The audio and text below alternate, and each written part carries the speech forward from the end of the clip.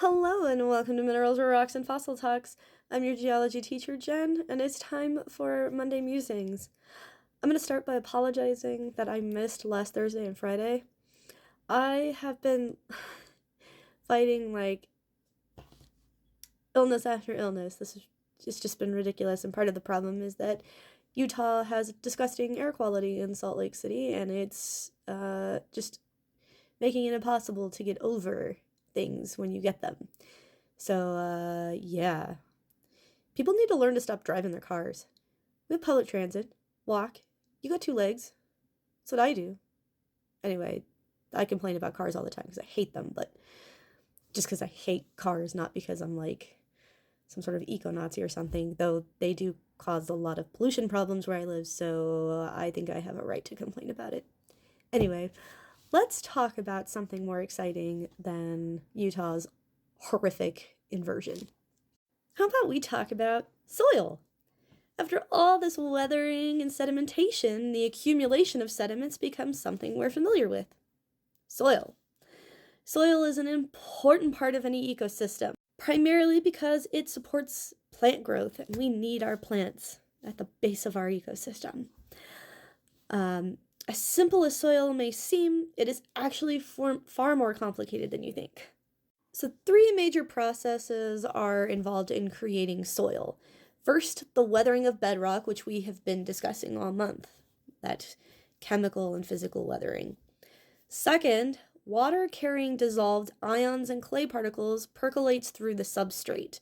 These ions and clays are extracted and absorbed in a layer known as the zone of leaching. Below this zone is the zone of accumulation, where new minerals precipitate directly out of the water or form by the water reacting with the substrate. Then lastly, microbes, fungi, plants, and animals break up the soil, produce acids, and metabolize minerals. Following along so far? Great! So soil is made up of several horizons, which make up a soil profile. This is a vertical column of soil layers, not unlike a stratigraphic column.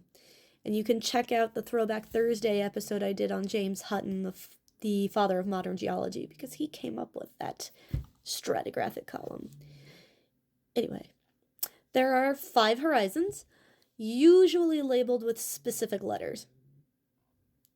Sometimes there will be a 6th one pulled out. Sometimes it's included in one of the other layers. We're going to act like there are 6, just for ease of learning.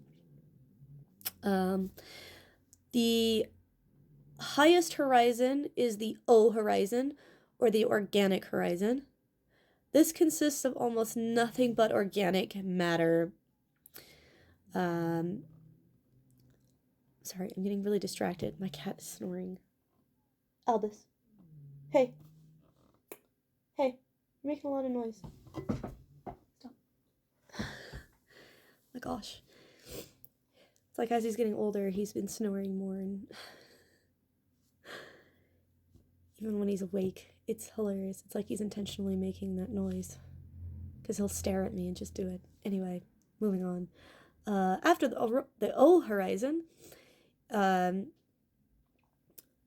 is the A horizon, where the organic humus begins to be mixed with mineral grains. And then together, the O and A horizons form the topsoil. Below the topsoil is the E horizon, soil that has undergone substantial leaching but is not mixed with organic material. Below the E horizon is the B horizon, or the subsoil. This is the zone of accumulation. The final horizon is the C horizon, which is directly derived from the weathered bedrock but has not undergone leaching or accumulation. There's also the R horizon below that, which is the bedrock. So some people won't include it because it's rock and not soil, but I mean, it's an important part in getting the soil, so we're going to include it. Now, the soil is not the same across the globe. There are many types and amounts depending on several factors, including climate, substrate composition, slope steepness, wetness, time, and vegetation. Large amounts of rainfall and warm temperatures accelerate chemical weathering. Tropical rainforests have a ridiculously thick soil layer, while desert and polar regions tend to have very thin layers of soil. The best soil for growing crops tends to be soils made of volcanic or plutonic rocks, which is why so many civilizations live in the shadows of volcanoes. They're just great at growing food. Soils tend to be thicker where the ground is flatter. Slopes cause regolith to wash away or just, collapse down into the basin. Typical things you expect from a slope. Wetter soils tend to be more productive than dry soils as they contain more organic matter.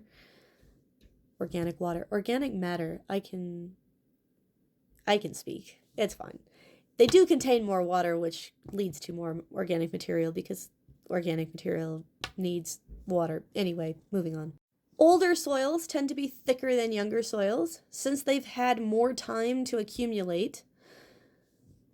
And finally, different kinds of plants extract and add different nutrients and quantities of organic material to a soil. Some have deep root systems like trees, and some have shallow root systems like grass. Some have both, which is why the juniper tree, dubbed the evil tree at one of the fossil sites I work at, is such a pain in the ass, because juniper trees have very shallow root systems that stretch for 100 feet or so, and deep roots that go 100 feet or so. So they suck. The other thing that's important about plants and their roots is that this can prevent soil from washing away, which is one of the reasons why forest fires increase the chance of landslides. You kill the plant that's holding the soil together, well, the soil is going to take off down that slope because mountains are not exactly flat. Now, classifying soils is rather difficult, and there isn't really one unified way of doing so. Many soil scientists use the U.S. Comprehensive Soil Classification System here, which has 12 different soils. If you want to pause the video and kind of read through the list and then look up the descriptions and stuff, feel free. Me personally, because of where I have grown up and lived, I am most familiar with aridosols and vertisols. So, fun things like that, and paleosols, but that's mostly not because of where I grew up, but because of my job, and dinosaurs had soils in their environment too, and they preserved as a paleosoil or a paleosol. Well, thanks for coming to today's lesson, and make sure you tune in tomorrow for some fun soil trivia. I will fossilize you later.